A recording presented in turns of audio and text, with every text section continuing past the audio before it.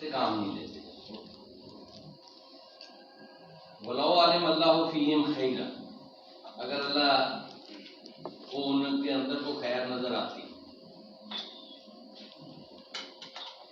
لَأَسْمَعَهُمْ، تو وہ خود اسے انہیں سنوا دیتا ہے. وَلَوْ أَسْمَعَهُمْ، اب صورتحال یہ ہے کہ آپ اگر انہیں اس حالت میں کوئی سنوائے، لَتَوَلَّوْا، تو وہ پھر جائیں گے، وَهُمْ مُعْرِضُونَ، اور یہ ہیں ہی اعراض کرنے والے، حق سے انحراف کرنے والے اور اس سے ناطہ توڑ لینے والے اور اس کو اس کی مخالفت میں کمر بستہ ہو جانے والے. یہ رویہ ہے. تو ان کو بدترین مخلوق کہا، اور حقیقتاً یہ کوئی گالی نہیں ہے، یہ کوئی غصہ نہیں، یہ عین حقیقت کے مطابق ہے. انسان کی جو خوبی ہے وہ کیا ہے؟ حیوان اور انسان کے درمیان فرق جو ہے نا، عقل کا استعمال. اللہ نے انسان کو عقل دی ہے اور باقی لوگوں کو تھوڑی دی ہے، انہیں بھی دی ہے لیکن وہ تھوڑی دی ہے، تو انسان کو زیادہ دی ہے. انسان اگر اس زیادہ دی ہوئی کو پوری کی پوری کو استعمال کرے اور صحیح راستے پہ استعمال کرے تو انسان اس لائق ہو جاتا ہے کہ وہ بہت ساری نہ صرف انسانوں کی بھلائی کے اسباب پیدا کر لیتا ہے، بلکہ اس سے دیگر مخلوق بھی استفادہ کرتی ہے.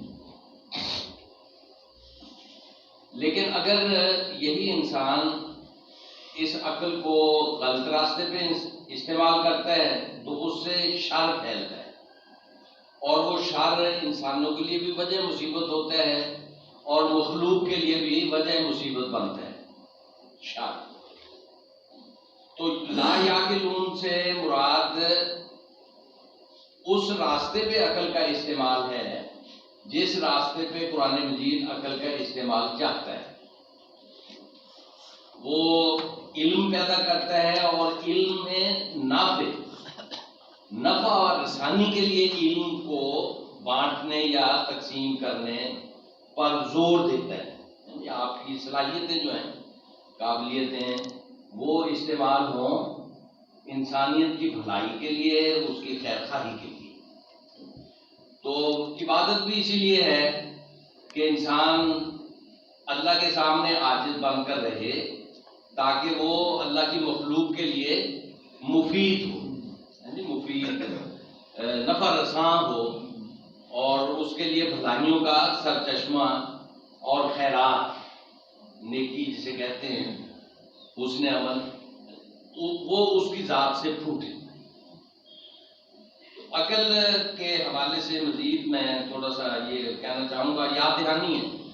یہ سارا زور میں نے لگا دیا ہے اپنا سارے کا سارا یہاں آپ کی کلاس پہ کہ آپ یہ ثابت کیا جائے کہ ہمارا جو سماج، معاشرے یا مذہبی بیانیہ ہے سارے کا سارا خلاف اسلام ہے. عقل کے استعمال کے حوالے سے ہمارے ہاں کا بیانیہ یہ ہے کہ جہاں سے عقل کی انتہا ہوتی ہے وہاں سے مذہب کی ابتدا ہوتی ہے. یہ بیانیہ ہے، یعنی آپ نے عقل کو بند کر دینا ہے اور پھر مذہب کو اختیار کرنا ہے. یعنی مذہب آپ کو عقل کے استعمال کی اجازت نہیں دیتا. یہ کیا ہے؟ یہ تقلید جامد ہے. تقلید جامد کہ ہمارے جو بزرگ ہیں جو کام کر گئے ہیں اسلام پہ اور اس کی تشریح پہ اور اس کے جو اپنے بیانات ہیں، اس کی وضاحتیں ہیں، جو وہ کر گئے ہیں وہ کافی ہیں. اب ہم نے ان کی تقلید کرنی ہے، پیروی کرنی ہے. ہم نے ان سے ہٹ کر کوئی نیا راستہ نہیں نکالنا. اچھا، پھر اتنے نیگیٹو ہے ہمارا بیانیہ، ہمارے مذہب، ہمارے مطلب سماج کا رائج مذہب اتنا نیگیٹو ہے کہ کہیں گے کہ جی اگر آپ نے عقل استعمال کی تو وہ آپ کو کنویں میں گرائے گی، اگر عقل استعمال کی تو آپ گمراہ ہو جائیں گے. بھئی جب عقل کے دونوں استعمال ہیں تو آپ یہ کیوں نہیں کہتے کہ آپ کو کنویں سے نکالے گی؟ اگر آپ نے عقل استعمال کی تو وہ آپ کو کنویں میں گرنے سے بچائے گی اور کنویں میں گرے ہوئے ہیں تو اس سے نکال باہر کرے گی. یا آپ کیوں نہیں کہتے کہ عقل آپ کو گمراہی سے نکال کر حق کے راستے پہ ڈال دے گی. یعنی اس قدر ہمارا جو مذہبی بیانیہ ہے اتنا نیگیٹو ہو گیا ہے. ہمارے جو سوچنے سمجھنے والے مذہبی رہنما ہیں یعنی وہ اس قدر سوچ میں نیچے چلے گئے ہیں کہ اس کا نیگیٹو پہلو وہ سامنے لاتے ہیں, پازیٹو پہلو جو ہے وہ ان تک اس کی نظر ہی نہیں جاتی. مذہبی رہنما یہ کہتے ہیں جو قرآن اور نبی کا فرمان ہے اس پہ عمل کرو. نیگیٹو کیسے ہوگا؟ سمجھو ہی صحیح نا, نیگیٹو کیسے ہوگا؟ یہ وہی نا سوال سے بعد میں لکھ لیں گے. ان کا سوال ہے عبدالرزاق صاحب, انجینئر اسحاق صاحب کا سوال لکھ لیں, اس کا پھر بعد میں کریں گے. اور مختصر طور پہ یہ کہ وہ قرآن اور حدیث پہ عمل کرنے والے نا وہ قلیل ہیں, تھوڑا سا اہل حدیث ہیں نا, سارے مسلمان ائمہ کی اتباع تقلید پر وہ فرض عین قرار دیتے ہیں. اب آپ آگے نہ بڑھائیں بات کو. ائمہ کی تقلید کو لازم قرار دیتے ہیں, فرض قرار دیتے ہیں اور اپنی عقل استعمال کرنے کی اجازت نہیں دیتے. میرا یہ نتیجہ ہے جی. قرآن و حدیث میں بھی وہ جو تشریحات ان کی ہیں نا جی ان پر ہی محدود رکھتے ہیں, آپ کو عقل استعمال کرنے کی اجازت نہیں دیتے. یہ میرا بیانیہ ہے اس کا, اس کے علاوہ. اچھا جی, تو عقل اللہ نے یعنی انسان اور حیوان میں, پھر اس کا نتیجہ یہ ہے کہ جب ہم نے قومی سطح پہ عقل کے استعمال کو 3 طلاق دے دی جی, تقلید چاہے وہ ائمہ کی ہو یا وہ قرآن و حدیث کے شارحین کی ہو, یعنی یہ بھی آپ کو کچھ نہ کچھ اندازہ ہو گیا ہوگا کہ ہماری تفسیر کا مقصد جو ہے نا وہ ابن جریر طبری ہے. ابن جریر طبری اس نے اس دور میں جتنا بھی کوئی تفسیر کے بارے میں جو کچھ بھی تھا وہ جمع کر دیا جی, اور اس میں سب رات کو یہاں پہ بھرا پڑا ہے. یعنی حق بھی ہے اور باقی اسرائیلیات بھی ہیں, جھوٹی روایات بھی ہیں, اور ہٹا کے قرآن سے ہٹا کے کہیں اور طرف لے جانے والے قصے اور واقعات بھی ہیں. سب کچھ اس کے اندر لکھا ہوا ہے. اور جب آپ نے یہ کہا کہ یہ اتنے بڑے عالم تھے, اس کے لکھے ہوئے ہی کو وہ مانو جیسا کہ قرآن کی تشریح صحیح تشریح مانو جی, حرف عقل مانو, عقل استعمال نہ کرو, تو اس کا نتیجہ کیا ہوا؟ اپنی عقل کا استعمال بند ہو گیا اس میدان کے اندر. اور پھر یہ صرف اس تک محدود نہیں رہا بلکہ ہر میدان کے اندر ہی بند ہو گیا جی. سائنس اور ٹیکنالوجی کے میدان میں بھی مسلمانوں نے جو کارنامے سر انجام دیے تھے, مولانا ابوالکلام آزاد نے ہی لکھا کہ جی بارود مسلمانوں نے ایجاد کیا تھا, لیکن اس کا استعمال بھول گئے. بارود مسلمانوں نے ایجاد کیا تھا لیکن اس کا استعمال بھول گئے. یاد ہی نہیں رہا انہوں نے کہ بھی اس کو بھی جنگ میں استعمال کیا جا سکتا ہے اور فتح حاصل کی جا سکتی ہے. تو انہوں نے گولیاں بنا لی, توڑے دار بندوقیں بنا لی. یورپ نے وہ آگے نکل کے ہم پیچھے رہ گئے. کیوں کہ ایک مجموعی طور پہ قوم کا رویہ بن گیا کہ عقل استعمال نہیں کرنی. جو عقل استعمال نہیں کرنے کے پیچھے رہ جائیں گے, جو قوم عقل استعمال کرے گی وہ آگے نکل جائے گی. تو یہ بھی قرآن مجید جگہ جگہ پہ عقل استعمال کرنے پر زور دیتا ہے, یعنی کبھی استدلال پیش کرتا ہے. اب ہم نے تو وہ تلوار اٹھا لی یا ڈنڈا اٹھا لیا یا فوری طور پہ توہین کا لگا کے ٹھپا اور بندوں کو چلتا کر دیا فوراً. تو جذبات سے سوچا, ہمیشہ استدلال سے نہیں سوچا. قرآن مجید استدلال کی طرف لے کے آتا تھا, اس کے مخالف جو ہیں وہ اس پہ پڑے ہوئے تھے جذبات میں. قرآن مجید نے نبی اکرم صلی اللہ علیہ وسلم نے لوگوں کو استدلال کی طرف متوجہ کیا کہ آؤ جی بات کرو, بیٹھو اور دلیل لاؤ, جو تم کہتے ہو اس پہ دلیل لاؤ, چاہے وہ وحی کی دلیل ہو چاہے عقل کی دلیل ہو, دونوں کو تسلیم کیا اور اس طرف بلایا.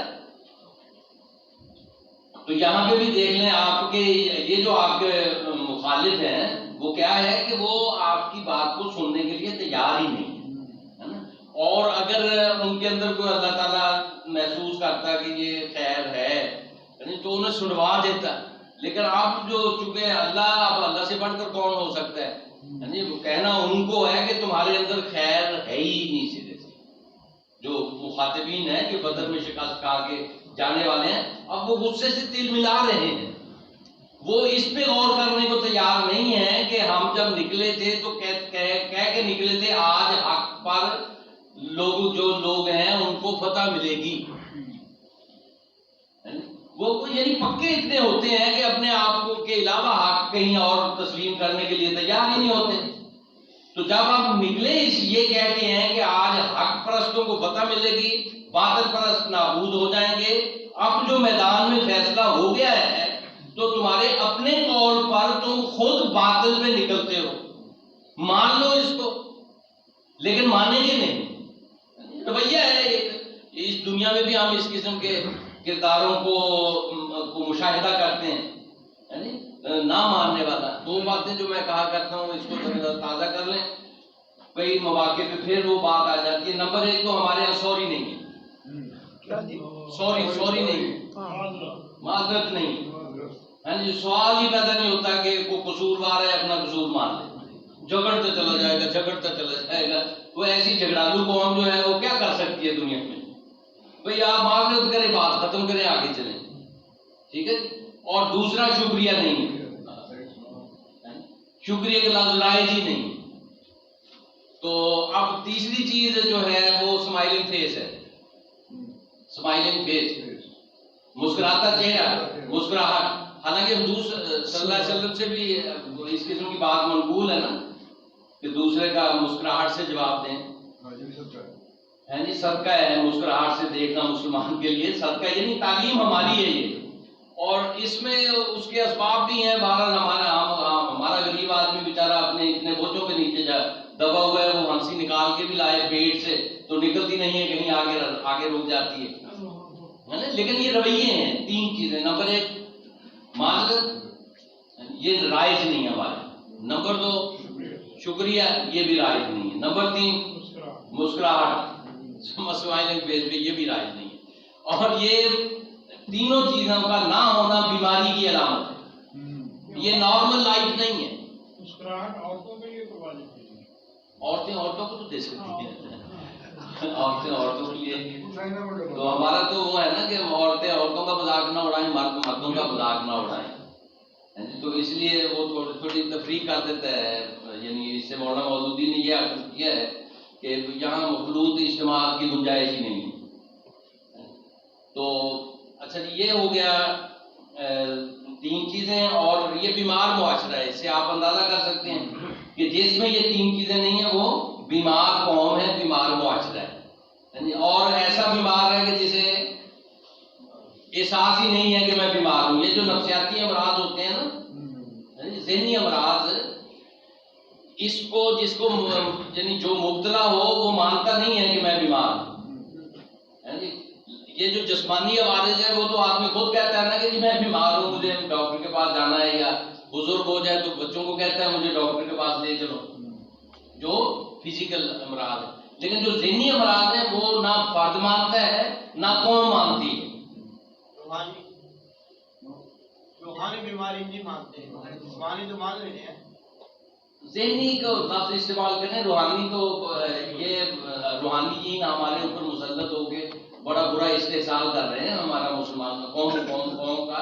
ذہنی کہتے ہیں، ذہنی بیمار. اخلاقی امراض جو ہے نا، ذہنی امراض، ذہنی تو ہو گئے یعنی فزیکل.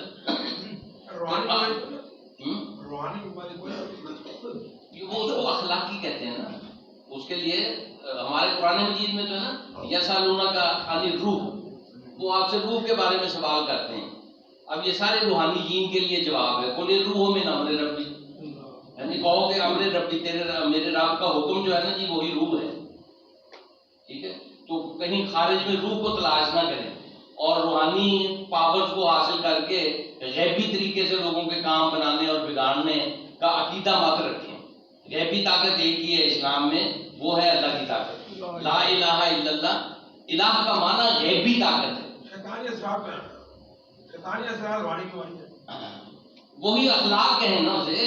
میں وہی کہہ رہا ہوں نا کہ یہ اخلاقی امراض، اخلاقی امراض، اس کے لیے لفظ اخلاق استعمال کیا قرآن مجید نے، اور حسنات یہ اعمال سیئہ اعمال کے لیے کہا، تو اخلاقی بیماریاں، تو اس کے لیے قرآن مجید شفا ہے۔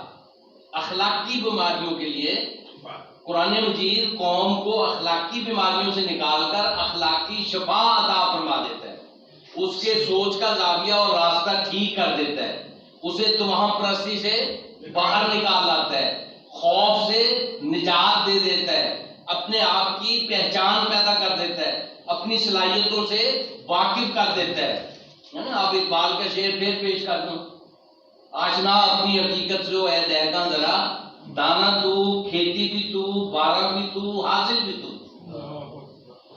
کس کی جستجو آوارہ رکھتی ہے تجھے، راہ تو، راہ رو بھی تو، راہبر بھی تو، منزل بھی تو، وائے نادانی تو محتاج ساقی ہو گیا، میں بھی تو، مینا بھی تو، ساقی بھی تو، محفل بھی تو، شعلہ بن کر پھونک دے خاشاک غیر اللہ کو، غیر اللہ کو شعلہ بن کر پھونک دے خاشاک غیر اللہ کو، خوف باطل کیا ہے غارت کرے باطل بھی تو، بے خبر تو جوہر آئینہ ایام ہے، تو زمانے میں خدا کا آخری پیغام ہے۔ یہ انسان ہے، یہ یعنی قرآن مجید انسان کو اس مرتبے پر لے آتا ہے، اتنی پستی سے نکال کے میں کچھ نہیں ہوں، اگر تو کچھ نہیں ہے تو پھر پرے مار، ادھر ہی رہ، تو اگر کچھ ہے تو پھر آ اور کارنامے دکھا، ٹھیک ہے۔ اللہ نے تو سب کچھ تمہارے ہاتھ میں دیا ہو، اس کو استعمال کرو، تمہاری سخر لکم ما فی السماوات و ما فی الارض، اس سے بڑا سرٹیفکیٹ اور کیا ہو سکتا ہے کہ یہ کائنات، پھر ایک بات یاد آ گیا، بہت ہی آسان اور بڑا ہی تبدیلی پیدا کرنے والا، نہ تو زمین کے لیے ہے نہ آسمان کے لیے، نہ تو زمین کے لیے ہے نہ آسمان کے لیے، جہاں ہے تیرے لیے، تو نہیں جہاں کے لیے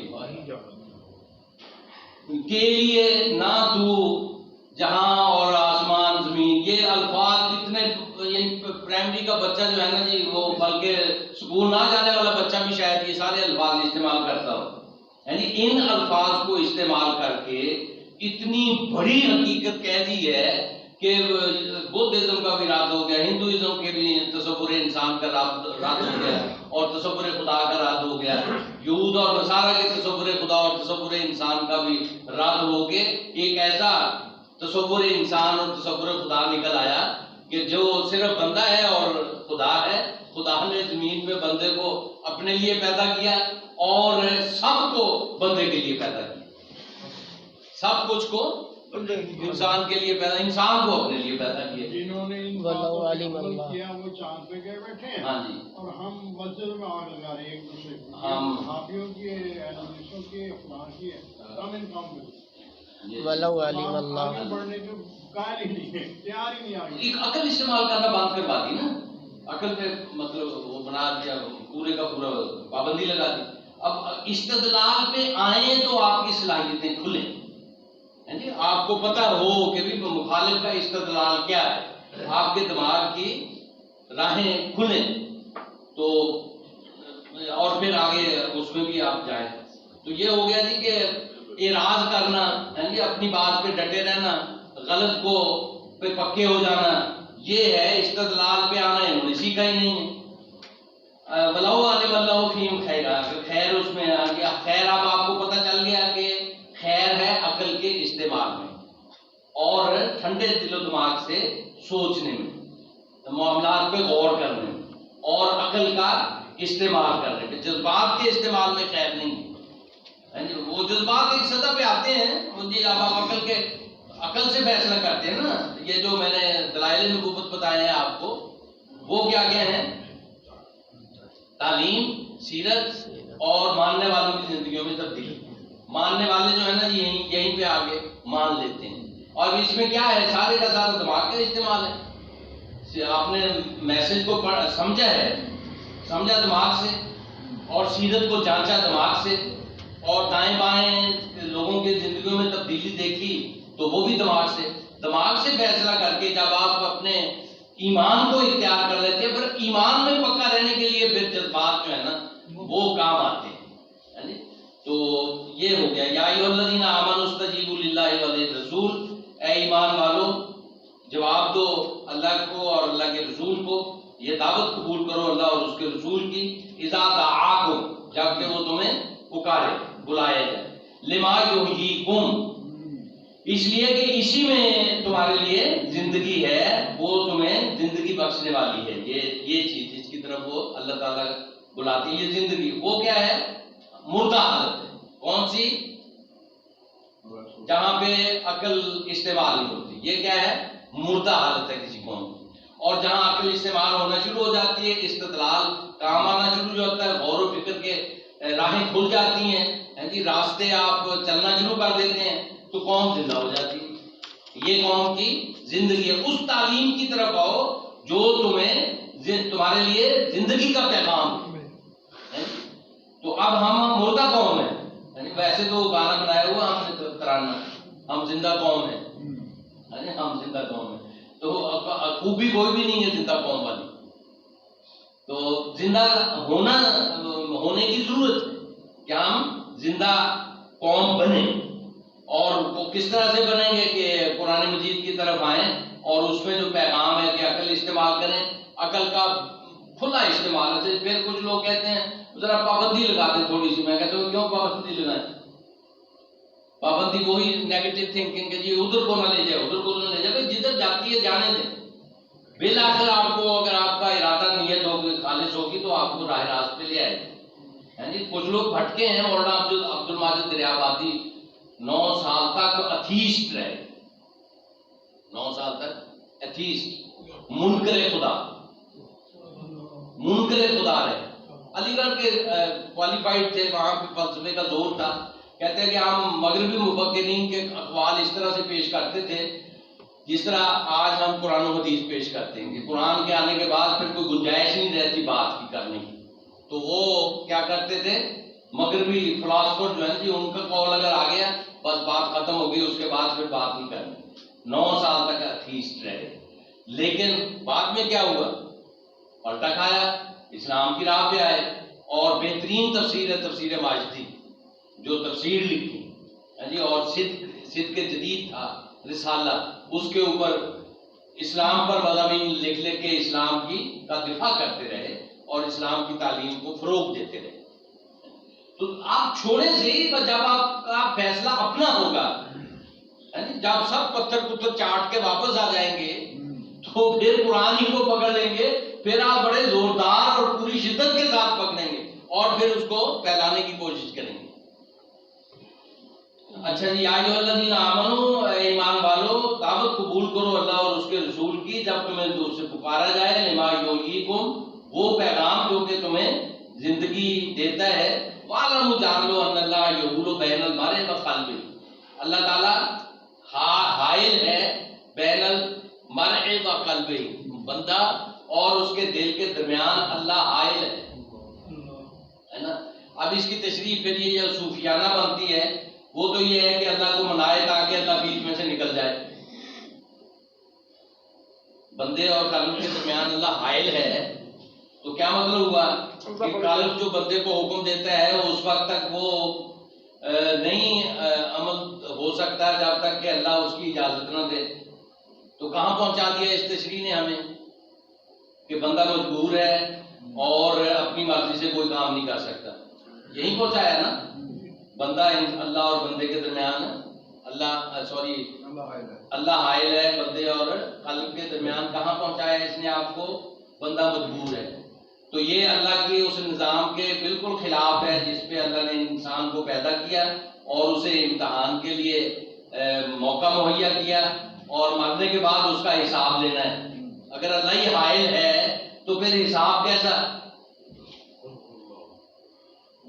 یہ سوال ہے نا. اگر اللہ حائل ہے تو پھر سوال کیسا، حساب کیسا؟ اچھا جی، اب آپ نے تشریح اس کی ایسی کرنی ہے جس میں اللہ حائل نہ رہے، بس ایک لفظ کا اضافہ کر کے اللہ ذات نکل جاتی ہے. اللہ کا قانون حائل ہے. بندے اور اس کے دل کے درمیان اللہ کا قانون حائل ہے. اب وہ اللہ کا قانون کیا ہے کہ بندہ اگر اس کی نیت ارادہ جو ہے نا وہ نیک ہے تو وہ نیکی کے راستے پہ آ جائے گا، چاہے بھٹکے، چاہے ادھر ادھر بھٹک ملے. لیکن اگر اس کے دل میں شر ہے اور سوچتا ہی ٹیڑھا ہے، مفاد پرستی سے اوپر اٹھ کے سوچنے کی اس میں صلاحیت ہی نہیں ہے، تو پھر کیا ہوگا؟ وہ آپ باہر سے لاکھ کوشش کریں اس کی دم ٹیڑھی رہے گی. ٹھیک ہے نا جی؟ آپ اللہ کی ذات حائل نہیں رہی، اللہ کا قانون حائل ہو گیا. اللہ کا قانون ہدایت و ضلالت آپ کہہ سکتے ہیں، اللہ کا قانون ترک و اختیار آپ کہہ سکتے ہیں. اللہ نے تو صاف کہا نا، اما شاکرا و اما کفورا، من شاء فلیؤمن و من شاء فلیکفر. ٹھیک ہے نا؟ اگر یہ واضح ہے، اس کی اگر اس سے تردید ہوتی ہے تو ہمیں تشریح ایسی کرنی ہوگی جس کے نتیجے میں یہ مفہوم اس کے مطابق آ جائے، بندے کے اختیار کو سلب نہ کرے بلکہ بندے کے اختیار کو بحال کر دے، قائم کر دے. تو اس لیے یہ قانون کا لفظ اردو میں لگائیں گے، آپ عرب تو اس کو جانتے ہیں. اگر آپ پری آکوپائڈ مائنڈ کے ساتھ سمجھیں گے کسی بات کو پھر تو آپ وہیں پہ رہیں گے، جو ہمارا مرض ہے کہ ہم نے عقل استعمال ہی نہیں کرنی. لیکن جب آپ عقل استعمال کریں گے تو بات ٹھیک سمجھ میں آ جائے گی. کیا ہوگا؟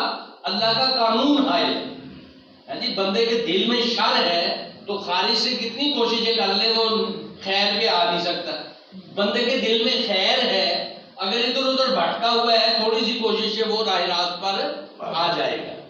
تو یہ بات ہے جناب، قلب انہ الیہ تحشرون، اسی کی طرف تم جمع کیے جاؤ گے، وہاں پہ تمہارا حساب کتاب ہوگا اور تم سے پوچھا جائے گا کہ کیا کرنا ہے، کیسے کر کے آئے ہو اور کیا انجام ہو. ہاں جی، یہ آپ جنہوں نے بچوں کو لے کے جانا ہے وہ چلے جائیں.